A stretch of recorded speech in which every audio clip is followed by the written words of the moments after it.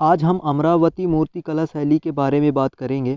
तो अमरावती मूर्तिकला शैली का प्रारंभ द्वितीय शताब्दी ईसा पूर्व से माना जाता है, किंतु इसका वास्तविक विकास ईसा की दूसरी व तीसरी शताब्दी में हुआ है। मुख्य रूप से इसमें सातवाहनों का संरक्षण प्राप्त हुआ है। यद्यपि इक्ष्वाकुओं तथा व्यापारियों ने भी इसे अपनाया तथा इसे संरक्षण प्रदान किया था। कृष्णा व गोदावरी नदी के डेल्टा के मुहाने पर स्थित अमरावती नगर में इस कला शैली का जन्म हुआ था और इसी कारण ही इस कला शैली का नाम अमरावती कला शैली पड़ा। इसके अलावा आंध्र प्रदेश में नागार्जुनकोंडा का क्षेत्र भी इस कला शैली का प्रभावित क्षेत्र था।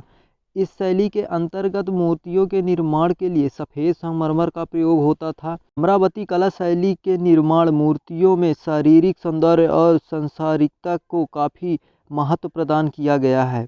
इसलिए यहाँ की मूर्ति कला के अलावा प्राकृतिक दृश्यों का भी निरूपण हुआ है। अमरावती कला शैली में कलाकारों ने कला को कला के लिए के आदर्श को अपनाया है। इसमें हाव भाव और शारीरिक सौंदर्य के दृष्टिकोण से यह अन्य समकालीन शैलियों से सर्वश्रेष्ठ रहा है। नारी सौंदर्य के विवेचन में यह मथुरा शैली से भी आगे है।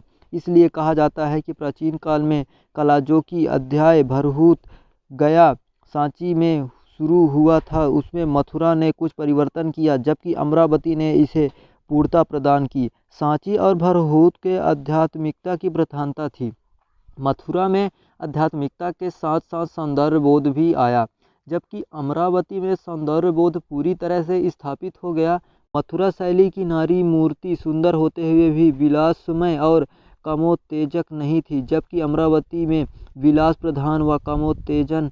इस प्रकार इस अमरावती कला शैली में कला की पहली बार धर्म प्रधानता की जगह मानव प्रधानता बनी और सातवाहनों के काल में वाणिज्य की तीव्र प्रगति के कारण एक समृद्ध व्यापारिक समुदाय का उदय हो गया था, जो कि विलासप्रिय कहा जाता था। कहा जाता है कि कला और साहित्य समाज का दर्पण होता है, इसलिए तत्कालिक परिस्थितियों में उदित होते वाली अमरावती कला शैली में इसका प्रभाव पड़ा और कलाकार अपनी कला शैली में अपेक्षाकृत स्वच्छंद होकर विलासिता के भाव का अंकन किया है। Tell me pretty lies, look me in the face, tell me that you love me, even if it's